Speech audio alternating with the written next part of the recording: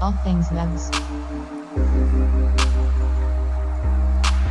And they'll reset. Nowitzki again for the lead. Bang! All right, ladies and gentlemen, welcome in once again to the All Things Mavs podcast. Oh man, it's NBA free agency. Look, I'm coming with a different tone today than I did on Monday night. That was the last podcast I put out after the whole Goran Dragic, then no Goran Dragic, then Kelly Olynyk and Derrick Jones Jr., then just Kelly Olynyk trade debacle that went down that night. That was a pretty disappointing night. I mean, not even disappointing, disheartening night at that point. Look, the Mavs have made some moves since then. You know, am I going to say they fully recovered? No. But it was like, I mean, it wasn't just like a little paper cut they suffered that night. That was like a freaking gunshot wound that we suffered, the Dallas Mavericks suffered. Not to make light of gunshot wounds. Sorry if anyone got offended by that, but take it up with HR at All Things Mavs, which is actually just me. But look, Mavs are making moves. Mavs have made moves. They've got stuff done. They're being productive, right? You know, we asked for a lot coming into NBA free agency. We asked for Kemba Walker. We hoped for Malcolm Brogdon. We thought we had Patrick Beverley, and it didn't happen. But we locked up Kristaps Porzingis, right? 5 years, max contract. Him and Luka are the face of the franchise for the foreseeable future, so got to be happy with that. Brought back all of their own free agents, I believe, just about. There's a couple still remaining that we'll get to here in a little bit, and they've added 2 players. We've added 2 new players to the Dallas Mavericks. Not just, you know, vet men kind of guys. We added quality basketball players that actually know what they're doing on the court to this roster, and we're going to talk about it all today, tonight, whenever you're listening to this on the All Things Mavs podcast. Now, full disclosure, it's 10:52 p.m., Wednesday, July 3rd, going into July 4th here. There is no Kawhi news. There is no news about a guy that's name rhymes with Shmanny Shmreen. There's no news on another guy that is brothers with Markieff Morris for the Mavs, but that could all change, and if it does, then we'll talk about it on another podcast, probably tomorrow. I'm probably going to give you guys a July 4th podcast. And hey, let me know on Twitter what you guys are doing for the 4th. Actually, it's my dad's birthday on July 4th, which is always fun because it's Father's Day in June, right? Yeah, and then we go right back, and then he celebrates his birthday on July 4th, so he always likes to think all the fireworks are just actually celebrating him, but it is fun, so I'll be doing that with the family, grilling out, surprising him with some stuff. I'm excited. I love the 4th of July. I love barbecuing. Big hamburger guy, not a big hot dog guy. I love bratwursts, not a big hot dog guy. Hopefully we're celebrating some Mavs news on July 4th, so that's what we're going to get to here in just a second now. Look, first thing that happened after Monday, they went out and they locked up, wow, I just blanked on Maxi Kleber's name. They locked up Maxi Kleber to a really, really team-friendly contract. I mean, look, Maxi Kleber really became one of the best shot blockers when he played. That was the only thing, was that he wasn't getting consistent playing time, and it was frustrating to watch as a Mavs fan. We thought he was supposed to be a core piece of the rotation, and there were games where he barely played. You know, he played in, I guess it was, 70 games, so he didn't play in 11, I don't think a lot, or in 12, and I guess a lot of those weren't due to injury, so a lot of frustration in those games where he barely played, but now that he got a big contract, like, he's going to be getting 20 minutes a night, which is what we've wanted to see. Maybe he gets exactly, half the game. He splits it exactly halfway with Powell, maybe. 4 years, $35 million contract. Look, that's a bargain. I mean, I was at a point, obviously I was at a very low point Monday night. That was not my proudest time. I was sad. I was very disappointed. Let me also apologize for how sad and pessimistic I sounded on that podcast because, look, you guys know me. I'm a happy guy. I really am happy because, look, basketball is not everything, okay? We can get into what life's all about later because I don't have all the time in the world to explain the meaning of life here. but that night upset me. So I was like, great, now we're just going to lose Maxi, and someone's going to pay him a bunch of money. I genuinely thought there were two teams that were going to pay him a bunch of money. I thought the Hawks were going to go out and spend like $10 million plus on him because they have nowhere else to spend their money. And I thought the Pelicans were going to do it. I heard a bunch of rumblings that the Pelicans were super interested, and they didn't do it. Thank the good Lord in heaven above, because look, 4 years, $35 million it's truly a bargain. It truly, truly is. So shout out to Maxi Kleber coming back. I think he's excited to be back. He fulfills the Triple Dirks prophecy. And he's going to be a key piece in the rotation next year. Hopefully he is. I think his three-point jumper still needs to improve. He's not perfect. He still needs to improve his three-point jumper for sure. But look, shot blocking, defense, everything. It's great. But if he consistently makes a three, he is probably that could end up being the biggest bargain contract of this year's free agency. So again, 4 years, $35 million for Maxi Kleber, and then Dallas went out and signed a man that they know all too well in Seth Curry to a new contract. Dude, I was so freaking hyped about that, man. I love it. I know we all want the big splash, but at that point, it's like, who was going to be our big splash? So Seth Curry, they went out and got him. Huge win. You talk about the top three three-point shooters last season in the NBA. Seth Curry was number 3. He shot 45% from three, and not just, shooting half a three per game or whatever a usual average is for those high volume or high percent scores. He shot 3 a game, 3.5 nearly, and he was, making 45% of them. So, look, we finally get a chance to see a player knock down a three-point shot that is playing alongside Luka Doncic. That's the biggest win, because we watched Luka kick it out to guys that couldn't they couldn't throw the ball in the freaking ocean. And now you get Seth Curry, a top 3 three-point shooter, and the floor just opens up. I'm super excited about that. Super excited to have him back. I think he wanted to come back, but there were some really weird circumstances when he left. Because that year that he played in Dallas, what was he, 2016, 2017, career high, 12.8 points per game. Career high, 2.7 assists per game. Career high, 2.6 rebounds per game. Again, those numbers aren't really going to stick out to you. But career highs across the board. Of course, he was playing more than he had played anywhere else, 29 minutes per game.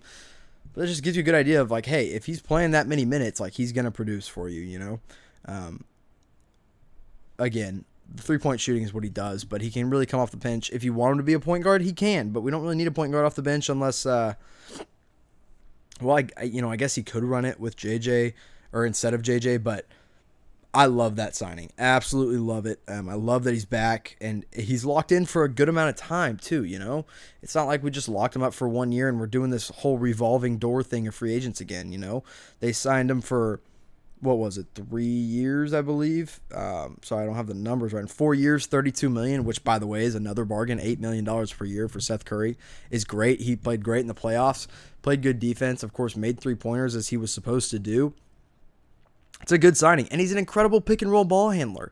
And everybody knows Rick Carlisle loves to run the pick-and-roll, so off the bench, you run a pick-and-roll with him and Maxi, or maybe at times it's him and Porzingis is in there, or him and Dwight Powell.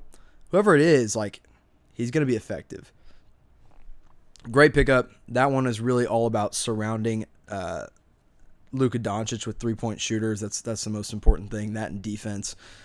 And Curry's a good three-point shooter. He's not a bad defender by any means. He's just, he doesn't have the physical tools to be a great defender at all either. So they go get Seth. Things are looking up. It's still not enough to say, hey, the Mavs won the offseason, but it is more than enough. Not more than enough. It is enough to say, okay, they're recovering from that debacle of a trade that did not go down how we thought it would. But after that, the next day, they go out and they re-sign Dorian Finney-Smith. And let me tell you what. I got the notification about Dorian Finney-Smith, and it was just restricted free agent Dorian Finney-Smith has. That's all I saw, and I saw 3 dots because the notification didn't go all the way across my screen, so I couldn't figure it out. And I was like, holy crap, somebody overpaid for him. We're not going to match. There's no point in matching. I was about to get really disappointed because I love Dorian. And then, obviously, in case you missed it, I'll give you the rundown here because that's what we do here at All Things Mavs. 3 years, $12 million, which is, come on. Why are the Mavs getting all their, people just must not know how good Mavs players are. And I guess that's fair because we weren't a good team, and so it's kind of hard to judge how good a player is. But $4 million per year for Finney-Smith is absolutely impressive. Look, his 3-point shot has not become exactly what we wanted it to be. I will be the first to admit that, is that he is not a knockdown shooter by any means. He goes through stretches where he looks like that's all he should do is shoot threes, and then he goes through stretches where, okay, this guy can literally only be on the floor to play defense, and then you got to sub him out on offense. But ultimately, a must-needed comeback because you got to have the wing defenders, and he could potentially start too. Whether it's at the small forward position or the power forward. He plays small ball power forward sometimes, which I don't love. I don't, but he's a good enough defender to where he can do that. It's just, once he gets to the offensive end, and if he's playing power forward, he becomes somewhat useless to a degree there. But then another signing that went down, I'm kind of recapping all the Mavs signings because I haven't talked to you guys since Monday here. So I'm giving you all my thoughts and opinions and rundowns of those signings. But another one that went down, JJ Barea coming back on a 1-year vet minimum deal. Now look, the most notable, now we all knew he was coming back. That wasn't a surprise. Everybody's excited for him to come back. Nobody was really complaining about that because it doesn't take up cap space. And in all reality, Jalen Brunson's going to get a bigger bulk of the backup point guard minutes. But look, Barea is important to have back. He's always someone, kind of a crutch for the Mavs in a good way, just whenever we need that. But the best part about that signing is that for some reason, well, I know the reason, but Jimmy Crowther, All Things Mavs, I got credit from a Reddit thread that basically it gives you all the, if you don't know what Reddit is, it's like this really weird website that just makes no sense and is super confusing, but it's really fun to be on. And this Reddit thread had, sorry, that was a horrible explanation of what Reddit is, but it has okay, here's the player, here's what he signed for, here's who he signed with, here's his old team, and here's the reporter that broke the news. So it's Woj, Stein, Shams, Stein, Woj, Stein, Shams, and then all of a sudden it's All Things Mavs reporting that I broke the news that JJ Barea was coming back to Dallas on a veteran minimum deal, which is not true. My boss wants me to take credit for it. But I'm not going to take credit. I just simply happened to be looking all around. I looked up JJ Barea for some reason because I wanted to see if there's any interest or something. And some Puerto Rican news website or radio station just did an interview with him. And they were transcribing the quotes along with the interview. And in Spanish, it said JJ Barea. And then I saw, Spanish words that I couldn't read. And then I saw the numbers 2.5, and then I saw Carlisle, and then I saw 90%. And so I put it in Google Translate, and it was some weird version of JJ Barea is coming back to Dallas on a $2.5 million deal. So I was like, oh, okay, this must be common knowledge by now. So I just tweeted it out in English and tried to credit the Puerto Rican website or the news site, but they gave me the credit for it. So guess you can call me Jimmy Wojnarowski now. But no, JJ's back. I'm happy about that. I've actually seen him here in Dallas a couple times now on a golf course, which I am not going to disclose, but it is also where I work out sometimes, and he's walking around just fine. So the Achilles looks good. That is some breaking news for you. That is real, not fake news. Let's see.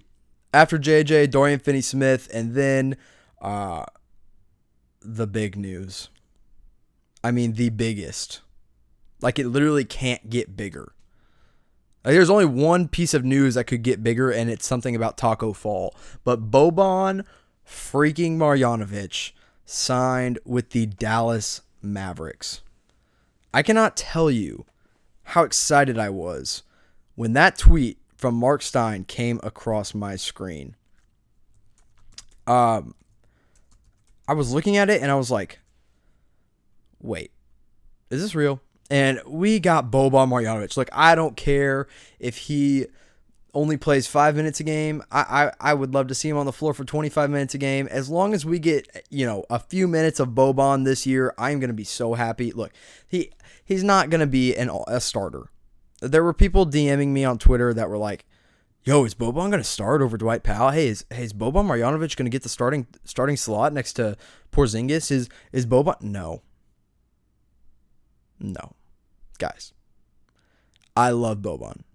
I've watched so many highlights of Boban Marjanovic, which really when you start watching Boban Marjanovic highlights, you end up watching like the same video 10 times because, he does the same thing. It's just like he stands there and dunks, or he does have really nice touch. He actually does. And he can, he's just big. He blocks shots because he's up there.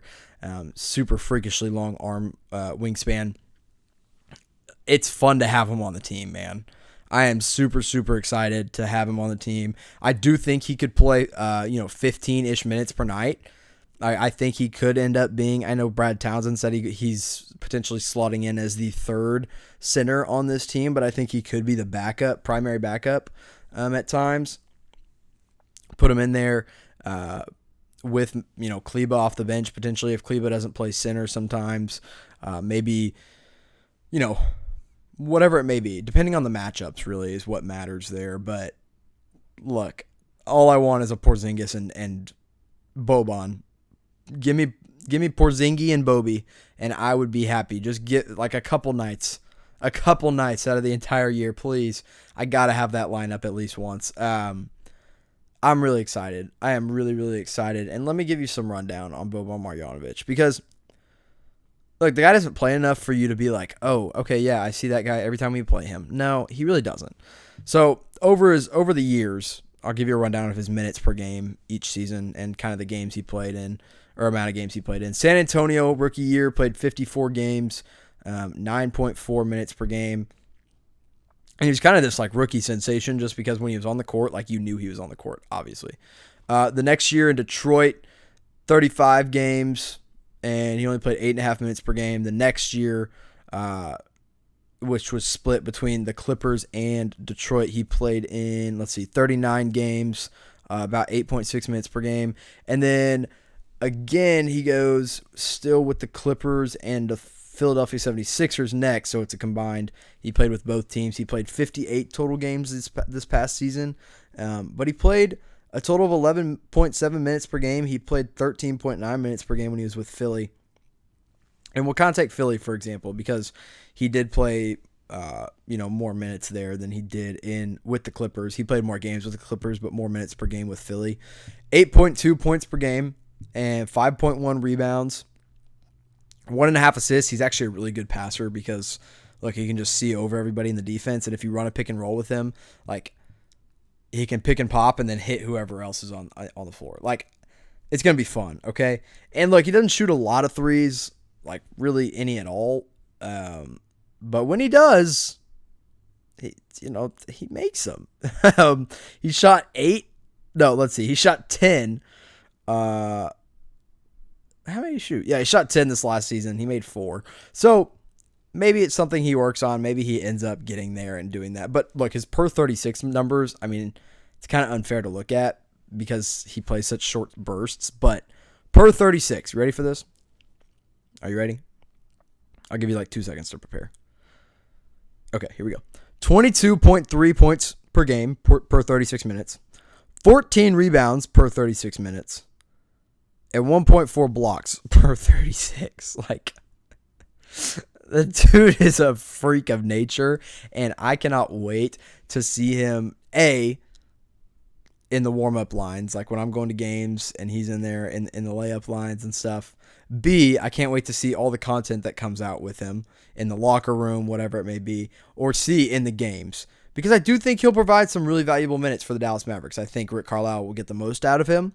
I think he'll be a valuable piece to this team on certain nights. It's going to depend on the night because he is pretty mobile at 7'3". Like, for the way he looks, he is pretty mobile. But it depends on the bigs that we're playing against. I'm trying to think, who he wouldn't play against. Like, I don't know, like smaller big men, like Zion. If Zion starts at center for some reason in New Orleans, like Boban's not going to play, okay? Like he's just not. You got to expect it. There's not going to be nights where there's just going to be nights where he doesn't play. But there are going to be nights where he comes in and he makes a huge impact for a quick burst. You know, when he gets in, the energy is felt, like it changes. He is 30 years old, so he is on a 2-year contract. It doesn't really, it's either the team exception or the biannual exception for what it will be. I think it's going to be the team exception. He'll just slip right into that. That just means basically it's not going to affect the cap space, which we still have a ton of that we're waiting to use on players that I'm about to talk about here in just a second. But I want to spend 2 more seconds on Seth and Boban. I mean, 2 really great additions. You know, the 2 of them don't make up for the mess that was that Miami Heat trade and the mess that was focusing on that trade and not getting Patrick Beverley at all. But, I mean, Seth was a guy that we wanted to bring back from the time he left. Like, once he left, everybody was ready to bring him back. Played great in the playoffs. He's going to be great on the Mavericks again. I think he'll play, you know, he'll get all of the back. Like, he'll be that 6-man role, basically is what I'm trying to say here. And I can't wait. You know, he's going to be really good. And then Boban, again, a fun guy that is going to provide very valuable minutes when we need him to. It's not going to be every night. That's just, I want to warn people right now, like, Marjanovic is not going to play every night. But when he does, it's going to be fun to watch. So now we take a little peek at who is left and who the Dallas Mavericks are targeting and or maybe targeting and or who they should be targeting, right? And we'll kind of run through the names here. I'll give you reasons why they should or shouldn't, and then I'm going to circle back around to the 2 biggest names that have been linked to the Dallas Mavericks. And if you listen to this whole thing, you'll know exactly who I am talking about. But look, it is now 11:11 p.m. on July 3rd. Wow. I haven't slept since June, so that's why I thought it was still June. But July 3rd, and Kawhi Leonard is still unsigned. So that is subject to change. According to Jabari Young, who has been plugged in with Kawhi since his San Antonio days, it could be a couple more days before we know where he ends up. So I'm not really going to wait on that. I don't think the Mavericks should wait on it, and I don't think the Mavericks need to expect anything to happen with Kawhi Leonard to Dallas. So that's the number 1 name left. We're not getting him. Demarcus Cousins is another guy at the top of the list. He's probably talent-wise, the second best player available. You know, but if it weren't for his injuries, if it weren't for the locker room issues, I think the Mavericks would be all over him this summer. They were almost going to be all over him when he was going to enter unrestricted free agency the last time. But things have changed. You know, I truly can't imagine him as a target for the Mavs. I almost thought, you know, hey, you know what? Why not at this point? But look, I wouldn't be mad if it happened. I just don't see it happening, and I think there's good reason for it not to happen. Now, again, if it does happen, if he is a Maverick, I am going to get hyped.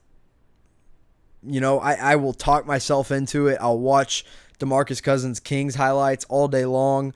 And I will be all about it. I will be ready to rock and roll with Demarcus Cousins in there at center alongside Porzingis. I just don't think it's going to happen.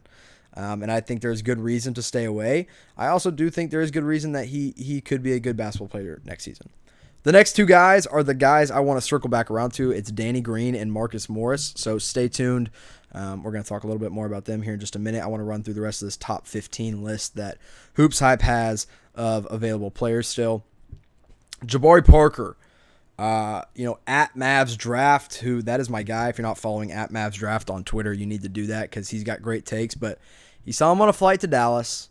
Mavs Twitter kind of freaked out for the good and the bad, but it's not happening. Look, he was just flying to Dallas so he could fly over to Chicago where he's from. Would I be mad if we took a flyer on him? No. I mean, he's a good offensive player. If we spent real cap space on him, would I be upset? Yeah. It's just like, hey, if you can get him for your mid-level, if you can get him for your vet men, might as well. I mean, he put up 15 points per game and 6 rebounds. He just can't play like a defense. That's what's going to keep him, where he is.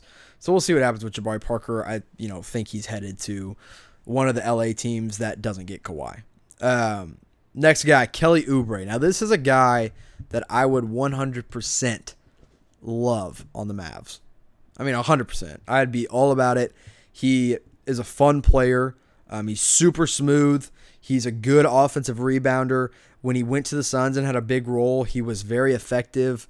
With the Wizards, he was a mess, but everyone's a mess with the Wizards. So, if he's on a team where he's getting consistent minutes like he was with the Suns, he's good. And if he goes to a good basketball team like the Dallas Mavericks, I think he could be a valuable role player. He put up 15 points per game last season.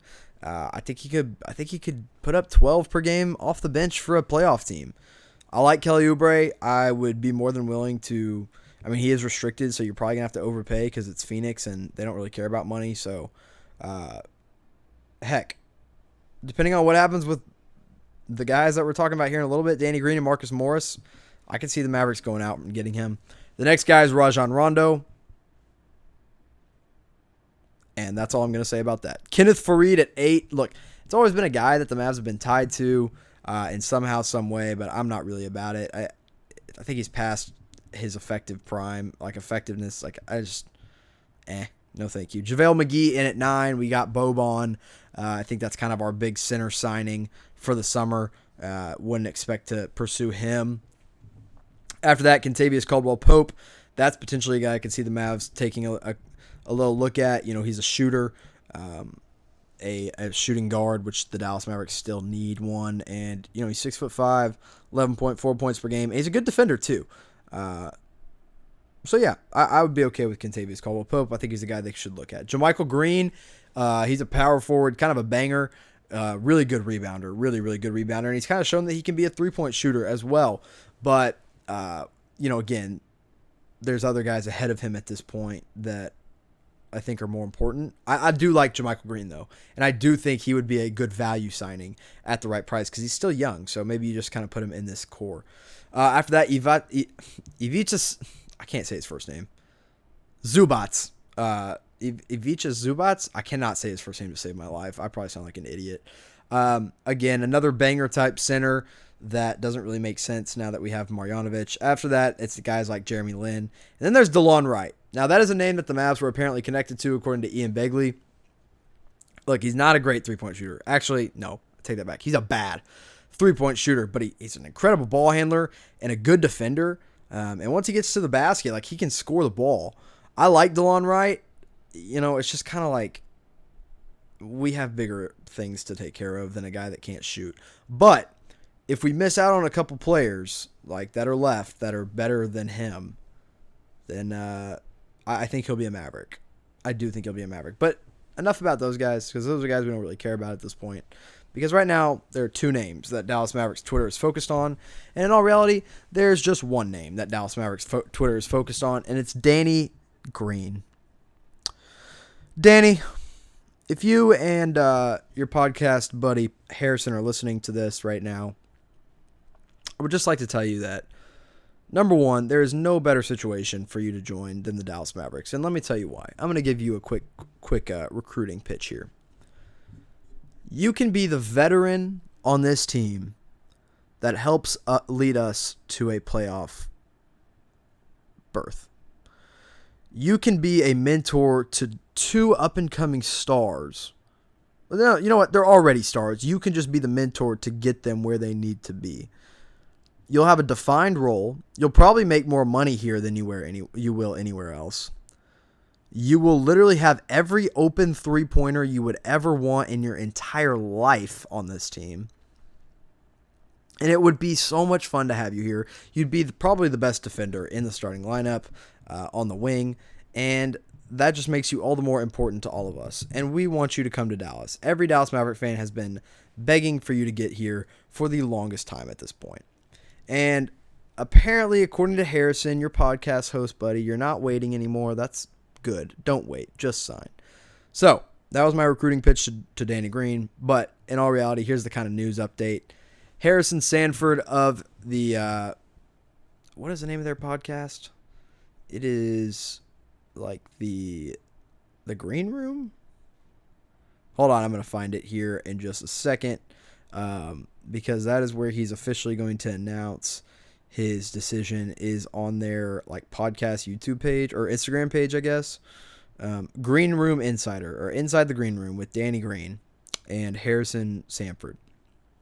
So Harrison Sanford said, look, Danny was going to wait on Kawhi Leonard, but it's starting to look like he's not going to anymore. But it's been 2 days since he said that, and Danny Green has not committed, and neither has Kawhi Leonard to anywhere. So I have been literally blowing up Harrison Sanford's mentions in Twitter. Like, I have his push notifications on. Every time he tweets, I tweet something at him about the Mavs, about Danny Green. I was trying to get a response out of him, and it finally worked. I finally did it enough to where he probably got so annoyed seeing my name pop up in there that he was like, fine, let me just respond to this guy. So I tweeted him as of... Oh, let's see. He tweeted back at me at 8:30. Whoa, 8:30. That's not right. Maybe it's 8:30 wherever he is. I don't know. Whatever time it was. I tweeted at him. It's 11:20 right now. He said, I've spoke to, which is horrible grammar. He says, I've spoke to Danny Green earlier today when there was no update to provide. So this is earlier today on July 3rd.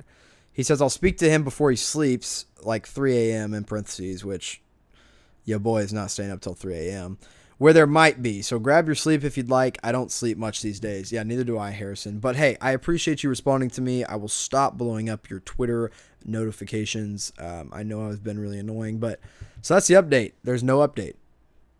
But Woj said that he never said my sources are telling me. He just said he thinks LA is a place Danny Green would like to play if Kawhi Leonard doesn't go there, because he can't sign there if Kawhi signs for the right amount of money. So, I don't know. I really don't know what's going to happen. I tweeted this out earlier, but something tells me there actually is a leverage play going on here where the Mavericks are being used as leverage, because Harrison Sanford, his co-pod host buddy, wow. I'm not drunk, guys, I swear. Podcast co-host has been tweeting over and over again that, man, the Mavs have this great offer on the table. They've got money ready to go. They've got the best years ready to offer Danny Green.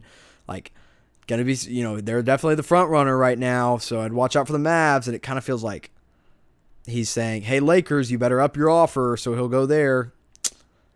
And I hate that. And I hate thinking that way. But after free agency has burned us so many times, it wouldn't surprise me. But also, I don't know, because Danny Green doesn't seem like he would, tell his podcast co-host to say that out on Twitter. So I really have no idea. I don't even have a good guess. I think it is a three-way tie right now. Actually, I think the Raptors and the Mavs are tied for first, and then it's the Lakers. I really don't feel like the Lakers are that big of a threat.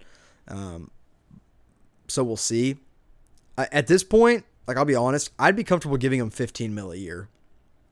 And I know that seems crazy for an older guy, but what else are we going to spend it on? I mean, we have about we have $22 million left right now in cap space.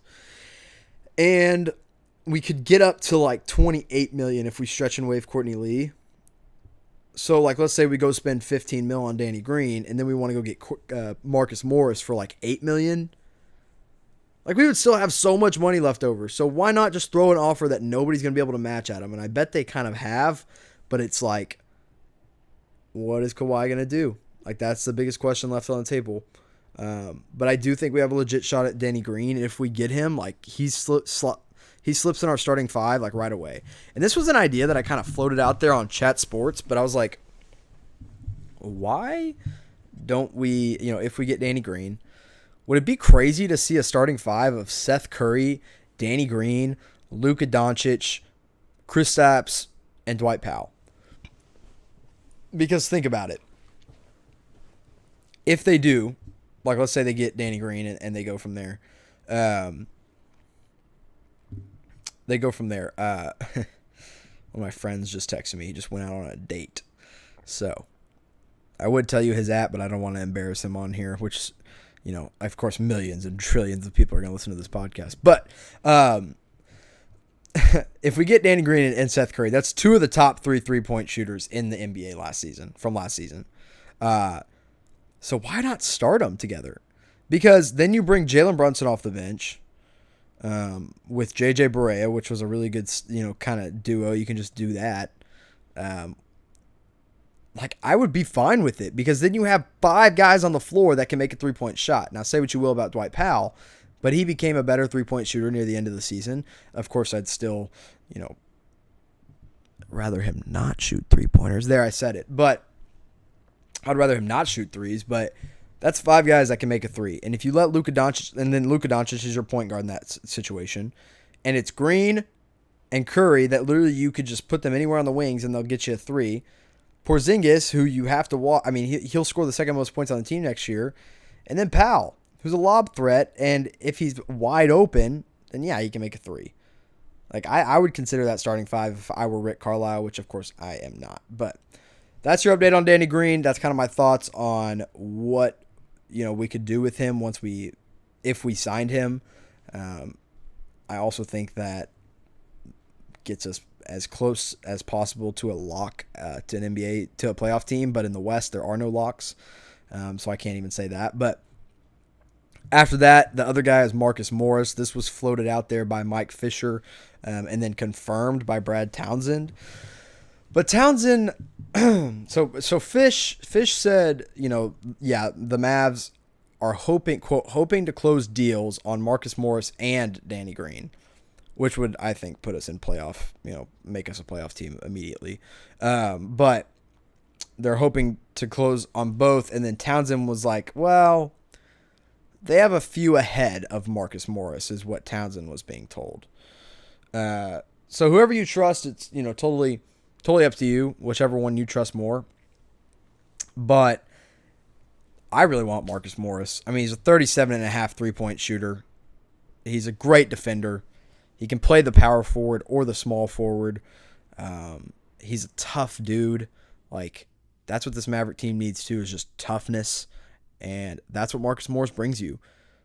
You could even start Morris on some nights, depending on matchups. So I would love the Marcus Morris signing. And if you think about who the Mavs have ahead of him, because they said, yeah, we like him, but we have a few ahead of him. The only players that are better than him that are on the market right now, unequivocally, are not even, you can't even argue they're better than him, or that, yeah, no, they are unarguably better than him. Kawhi Leonard, no chance there, no matter what conspiracy theories you're seeing. Demarcus Cousins, from a talent standpoint, is 100% better than Marcus Morris. And Danny Green. And after that, the only other guy you could even make the argument for is, maybe Kelly Oubre. After that, there's no player better than him. So the only thing that I could think of, the only reason I could think the Mavs have players ranked ahead of him on their wish list right now would be via trade. And then you think of guys like Danilo Gallinari, Goran Dragic, Steven Adams, which I don't know if they revisit the Dragic thing at this point, but I kind of would like them to. So Dallas, if you really got people ahead of him, and I'd be interested to see if Marjanovic was ahead of him on their quote unquote list, but I don't think he would be. I'd like to know who, because there are no names that are better than him. So that's kind of my rundown. Those are the 2 guys Dallas is hoping to close in on deals with. I think they have a good chance at least one, if not both. I'm feeling, I'm hopeful about Danny Green, but I'm slowly getting less and less optimistic about that one. I think it'll turn out okay. We'll see. If they can't land him, I think they'll throw some pretty hefty money at Marcus Morris. That would be hard for him to turn down. But hey, if you get both of them, that is a win. I think that is absolutely a win in the off season. I don't think they've won it yet just by adding Curry and Boban, but I do think they have recovered nicely. And look, if you want to think about it, Kristaps locking him up for 5 years, that's a win. In all honesty, it really is. So that's your rundown. That's your free agency update here on the All Things Mavs podcast, guys. I am officially across multiple platforms now. I am on Stitcher. I am on Google Podcasts. I am on Anchor, obviously, Spotify, Breaker, Pocket Cast, Radio Public, all of those different platforms. Now the All Things Mavs podcast is available. It will be available on Apple Podcasts ASAP. I'm doing my best to get it, whatever it is, verified there. And once it does, I will let you all know. Make sure you're following me on Twitter at all_things_Mavs and my personal account at Jimmy_Crowther. Guys, thank you for listening, and we'll talk again soon.